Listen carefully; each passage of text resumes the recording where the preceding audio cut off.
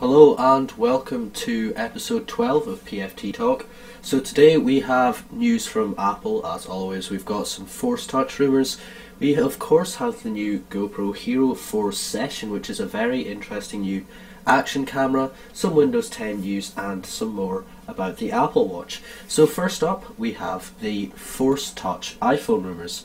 Now I believe it was introduced in the Apple Watch and then moved over to the Macs, but Force Touch is basically a technology where Apple places some kind of sensor under the surface, whether it's the screen or the trackpad, and what it basically does is allows the phone to capture how hard you're pressing on the display. So I'll hold my watch up to the camera here and you can see if I tap it opens that up, and if I tap harder it does a different action.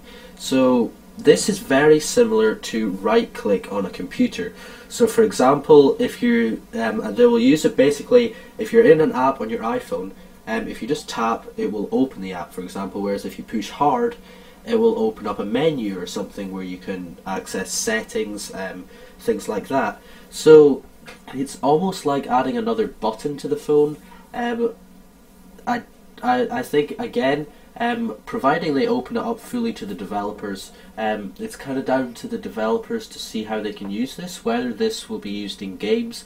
I think the only thing about it is it's not really an analog signal, so it's not that it senses how hard you're pushing, it's just you can either have a soft push or a hard push, so it's kind of either on or off. It's not like the harder you push, for example, the further you could shoot something in a game. It's not like a gas pedal where the harder you press it, the faster you go. It's a digital thing. It's like a switch. It's either on or off. There is no in between. Yeah, it's all just ones and zeros basically. So I don't know. It's certainly, in my opinion, better than a menu button.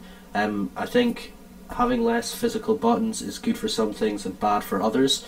It's a technology that I'm sure developers can make the use of and integrate into their apps, so it'll be quite interesting to see how they do that.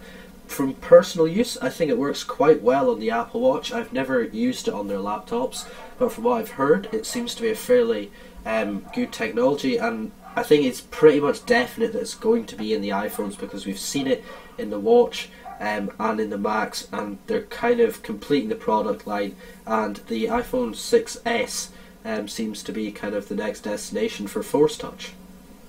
I guess in the end, Apple are just kind of putting more gimmicks into the phone. But in comparison to other things that we've seen in phones beforehand, such as your fingerprint scanners and high resolution front-facing cameras, this one might actually have a use because sometimes I feel like there is a need for extra buttons on the device, and rather than giving extra screen space to like settings button like you have on Android, where actually no, you don't. You've got your back button and you've got your multitasking button. So in a sense, it's kind of giving you more features without taking away the benefits of having all that great screen space. Aside from that, I don't really know how much benefit we can find. I mean, this is right now without actually having seen or tested the technology on the device itself. But I don't know. I sense that it might have limited kind of use beyond just having extra functions. Being able to access settings quicker. Who knows? We'll see what happens. I mean, as far as Apple goes, their gimmicks compared to like Samsung and that do tend to be fairly useful. I mean, for example, Touch ID, I use that pretty much every time to unlock my iPhone, and it does work very well. And if you look at some of the things Samsung's implemented, if you compare it to Samsung's gimmicks, which are just a load of crap. I mean, I still don't see the point of extending the edge of the screen over the edge so you have extra screen space for buttons. Yeah. That's pointless. I mean, it's nice that they're doing it. It's nice that Samsung are doing what they're doing. even though it's crap. But as I say, it's going to be interesting to see how the kind of Force Touch idea pans out.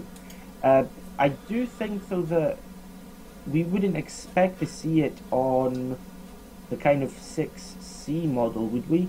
Because I would have thought it's going to be something that's going to be kept for the higher end devices and putting it on the kind of more affordable range of Apple iPhone. I think it'll be very similar to what we saw with the 5C. So basically the 5C came out at the same time as the 5S. The 5S got the kind of bump in specs and Touch ID, whereas the 5C kept the exact same specs and home button as the 5. So I think it's quite likely that we'll see fairly similar hardware and specs in the 6C as in the 6. So this will probably just be for the 6S and the 6 Plus S or 6S Plus, whatever they decide to call it. So aside from Apple, we have a story from GoPro. Now GoPro are probably one of my favourite companies. They've been right at the top of not only the action camera game but just the camera game in general. They're, for basically the quality that their cameras produce, considering the size and the price of them, is simply breathtaking. They're extremely rugged cameras that can fully go underwater. You can really beat them up and they'll still continue to work. And GoPro have somehow managed to push this technology into an even smaller form factor. So I don't know if you've seen any of the pictures of the GoPro Hero 4 Session. I'll put some up now. Basically, it's pretty much, if you had your GoPro, you probably know the design. So you have the black lens and then the grey bit which has some computing stuff in it. It's basically now just the size of that black lens. It's a little cube, and it's fully waterproof. So in the past you had the GoPro and then you had your waterproof housing and you could take it in and out, and this was good for some things, but it meant, for example, to charge it, to take out the memory cards, to do anything like that, you had to take the housing off. Whereas this is fully waterproof without the housing. So this means that you don't ever have to take out the housing. It makes it a lot more easy to mount, and one of the big things is it improves the audio hugely, because in the past GoPro, of course, putting that housing on basically creates a big layer of plastic between the microphones and the outside world, so everything is muffled by that plastic casing. Whereas on this, the microphones are on the outside of the camera, so no matter whether you're underwater, above water, it'll be fully waterproof and you'll have top quality audio. Now, as I said, it's much smaller. It comes in at a fairly similar price, slightly lower specs, so it's very similar to the specs of the 3 Plus, not quite up there with the Hero 4 Black. So it doesn't shoot 4K, it shoots 1440p, which is still very high resolution at 30 FPS. 1080p at 60 FPS, which is okay. I believe it's 120 FPS on the Hero 4 Black, which allows for much better slow-mo, and 720p at 100 FPS, which should allow for some really nice slow-mo. Now, I think one of the things that really interested me was the mounting system. So it's basically just got this little kind of, it's almost like the skeleton housing from the past one. It's just a piece of plastic that goes all around the outside, but since this is a fully symmetrical camera, you can mount it any way up within that casing. So if you, for example, had it mounted upside down, you can just put the camera upside down, and it means you don't have to flip the shots around in post. You can film on the side, and it just allows you to be that bit more creative with your shots. And something that's also very good is that the mount that comes with it is compatible with all your past GoPro accessories. So if you spent tons of money on all these mounts and everything, you don't have to go out and re-buy that stuff. Now, personally, I'm not going to buy this camera, and the reason for that is the GoPro Hero 4 Black is small enough anyway, and for the price I really can't argue with the specs. Having full 4K video at 30 FPS and the ability to do slow motion at 1080p, I really don't see the benefit of going that much smaller. It is much easier to mount, and it does have nicer audio. But I think just the hassle of having to rebuy it and everything, and sacrificing those specs, I don't think it's worth it for now.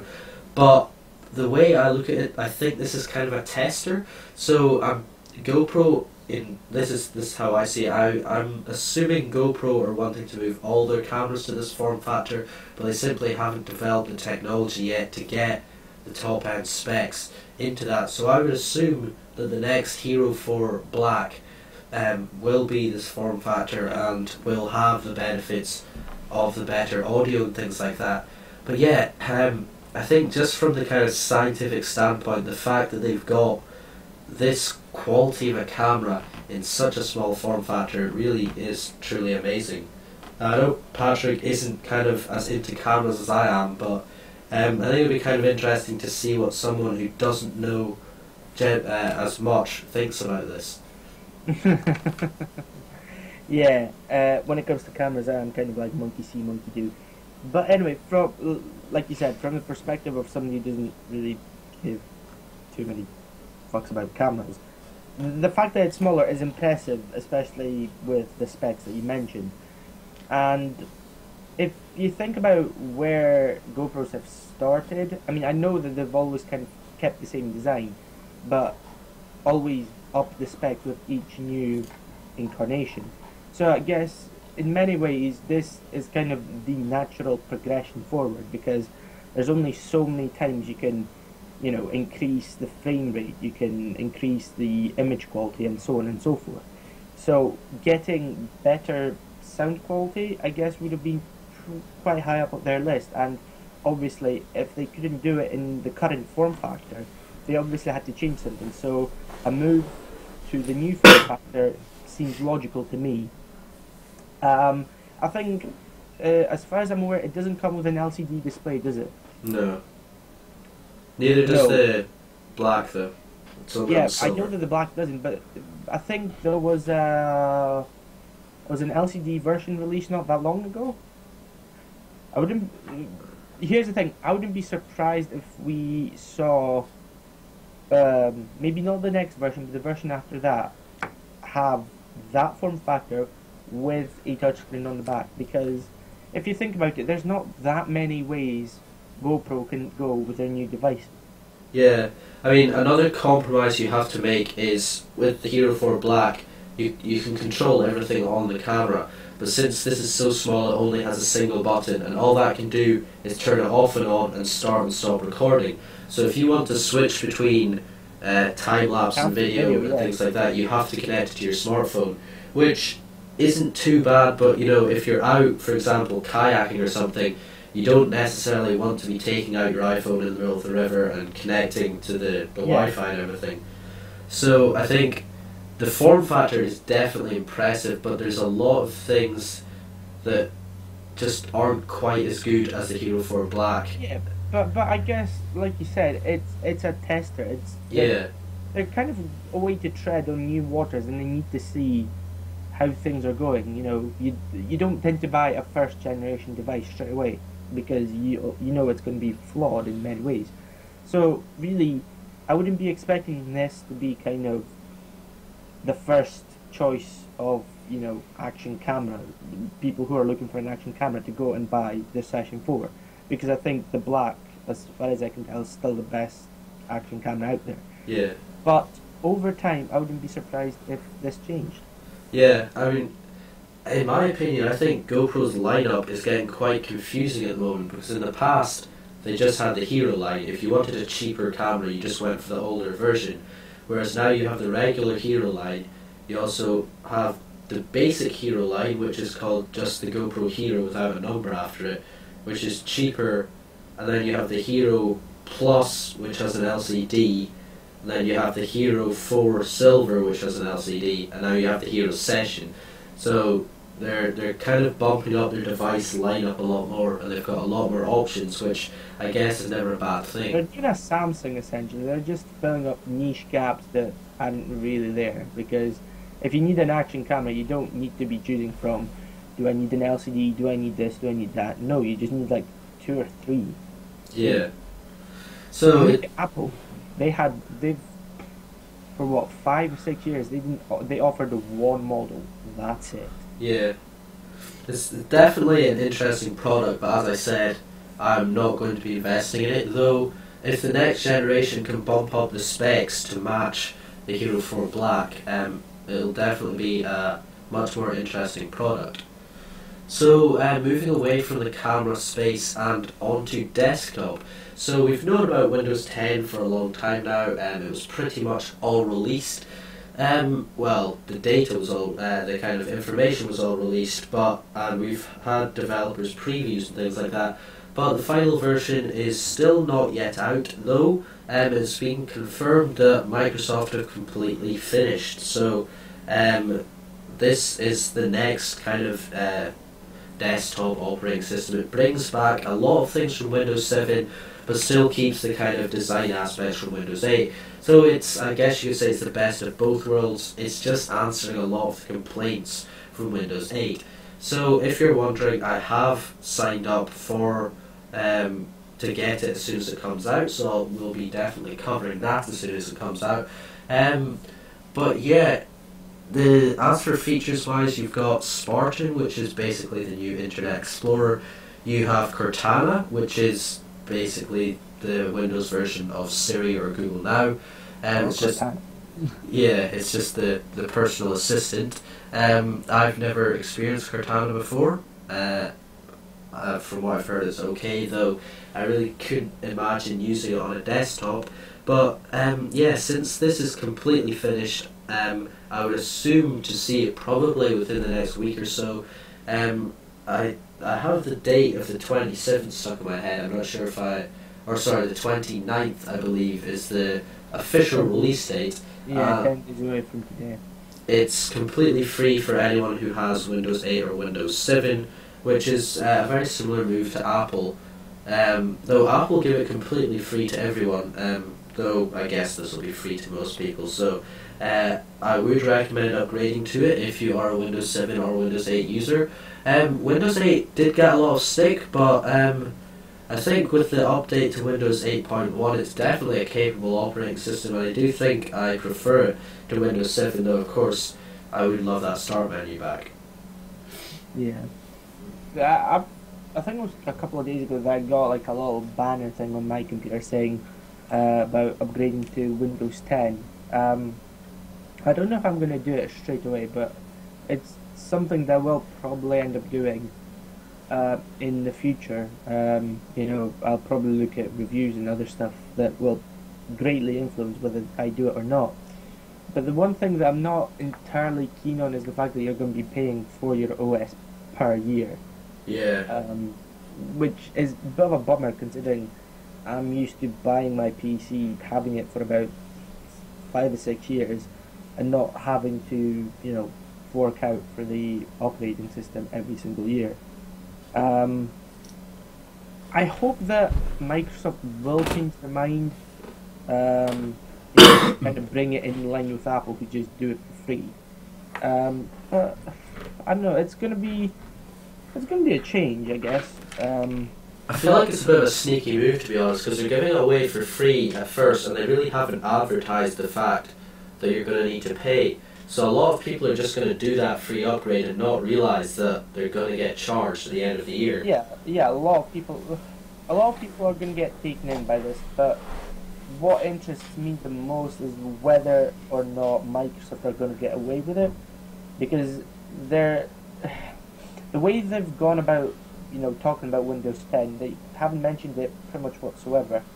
So, really, I'm sure that there's going to be a large amount of Americans that are going to go to court over this, and they're probably going to win, knowing America.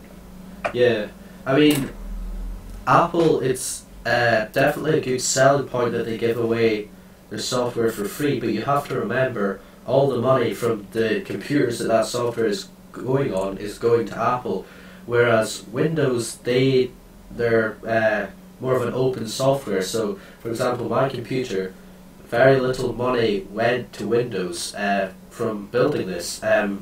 So they generate a lot more money from software than they do from hardware. Now, of course, they do have some divisions that make Microsoft products, like of course your Surfaces and your Nokias and things like that. But in comparison to Apple, they do need that revenue for operating the system. Personally, I would much prefer the one-off payment rather than this is subscription. Yeah. I think that's the route they should go with, but... I mean, if I was installing a new OS, I'd be a lot happier to hand over maybe 50 to 60 quid in one go to get the software rather than having to pay. I'd trust it'd be something like 15 quid a year. I mean, and within 4 years, it's kind of come to equal terms. But I guess within reason, if you're going to keep your PC for an extended period of time, having the kind of pay per year kind of option is a lot better, because with that comes the fact that you're just going to be getting the new versions as they come out each and every time. Yeah, that's the thing, because you said it'll pay off after 4 years, but and after 4 years they may release a full new version that you would have to buy anyway. Yeah, so I guess if you tally up everything, you're probably going to be better off with the kind of pay per year version. Yeah, it's a bit annoying, but I can understand why they're doing it. I think from now on we're not really going to have the big kind of OS releases from Windows. You're not really going to get many physical copies of Windows. It's mainly just going to be kind of updates that you just download on your computer. A very similar way to what Adobe do with their Adobe CC, where you, they ditch the one-time payment, and now all their products are on Adobe Creative Cloud, where yes, you have to pay monthly, but you get all the new updates for free. You don't have to continue buying the new version. So it's of course nothing huge. It's not a big payment. It's a bit of an annoyance, but yeah, it's not really too much of a big deal. So was it 10 days? Yeah, the 29th. Yeah. So yeah, I guess we'll be covering that as soon as we can. As I said, I've signed up to get it straight away. I'm assuming I'll have the option to back out if I really hate it, but from what I've seen from the kind of developers' previews and things like that, it's a really nice operating system. It works very, very similar to Windows 8, but with that kind of start menu and personal assistant kind of thing, which yeah, is pretty handy. So kind of going full circle and moving back to Apple, we've kind of had a new fresh batch of rumours recently. So as you know, this time of year we're coming up to Apple announcements, so generally in about September kind of time we get new iPhones, iPads released, possibly some new iMacs as well. So the rumours are suggesting, as we said earlier, the Force Touch iPhone 6s, and it seems that Apple again are going for the more colourful approach. So we may see colours similar to the new iPods, where you have the kind of anodized metal in blue and pink and red and everything. Though I think the colours will mainly be saved for the 6C if we see that. But there's been a lot of rumours about a rose gold iPhone 6s and a pink iPhone 6s. Now the pink one kind of pains me. No, Quinn, we're not going there. I'm pretty sure you can link the video beforehand. It's such a bad idea. Please, if anyone from Apple of any importance is watching this, I doubt you will. Please don't do it. I mean, if you're that desperate for colours, get a skin or get a case. I really think. Or get a tin of Dulux paint, because you're going to use your phone anyway. So who cares? As for rose gold, I guess it'll probably sell. The gold iPhone has been very popular.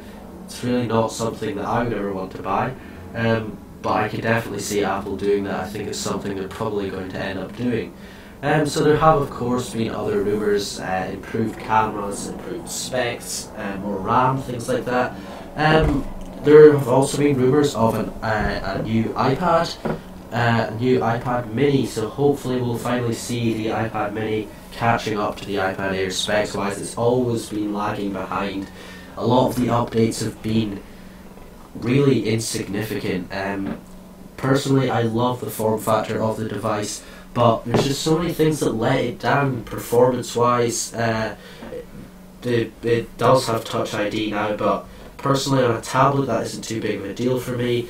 It does have the Retina display, but I would really love to see some specs improvements. We also are expecting new iMacs. Now, of course, we saw the Retina 5K iMacs, so I would expect they'll keep probably the same screen and just have a bit of a spec bump, maybe some new generation Intel processors. But the biggest rumours seem to be from the Apple Watch. As Patrick said to me before, it does seem like we have new Apple Watch rumours every week. So nothing in the hardware department really. From what we can see, there are going to be two new colours of the Sport Edition. So, as you probably know, with the Sport and the stainless steel, you simply have the white and black, or space grey. And then you have multiple colours of rose gold and yellow gold and things like that for the Edition. But Apple experts say that Apple are to introduce a yellow and a rose gold Apple Watch alongside the silver and space grey. Now, I guess I could see the appeal of rose gold because people do seem to like the kind of gold Apple products, but of course people don't want to pay 10 grand for it. So if you can have that colour at the price of the Sport, then I guess that will appeal to a lot of people. I'm not really sure where this yellow rumour is coming from or what that's about. Somebody can't tell the difference between yellow and gold, perhaps? Probably. For me, I think the biggest kind of fashion statement about it is really the band, because there's not that much metal on show. All you can really see is the screen and the band. The metal's just slightly wrapped around the side. So I don't see why you would get so caught up with the colours of it. Personally, it's always going to be black for me. If I want to mix things up, I'll get a different colour band. The Sport bands really aren't that expensive. So that's, I guess, a good way to kind of funk things up or whatever. Again, for me, I just want the white and black options. I don't care about pink iPhones and yellow Apple Watches, but it seems that Apple are getting into the whole fashion game, and this is what they believe will push them further forward. So yeah, I mean, all things considered, the Apple Watch is really a fashion thing more than anything else. Yeah. I think the Apple Watch rumours for the things like the camera and stuff, we're definitely not going to see that now. It's way too soon to the first generation. The second Apple Watch will be quite far away. We also have iOS 9 and Watch OS 2 coming up very soon, which is going to be very interesting to cover, because WatchOS 2 will really make the Apple Watch a much better smartwatch with the standalone native apps and other improvements like that. The ability for developers to introduce video playback, which will be handy for some things, though it's definitely not a media consumption device. As for iOS 9, it'll be very, very interesting to see how their new system works with the whole predicting what you're going to do with your phone, and proactive it's called. So yeah, we'll test that out as soon as it comes out. I don't know if you've got anything to say about that. No, not really. So yeah, it is what it is. The news has been very slow over the past few weeks, and there really hasn't been much at all. But there will be a lot of news on the next show, because sadly there will be no show for 2 weeks. I will be away, so there's no way around that. But we will be back in 3 weeks' time and back to regular scheduling then. So stay tuned for that. We'll probably have a much longer episode because we'll of course have 3 weeks worth of news to cover. So yeah, look forward to that. Thank you very much for watching, and I'll see you in 3 weeks' time.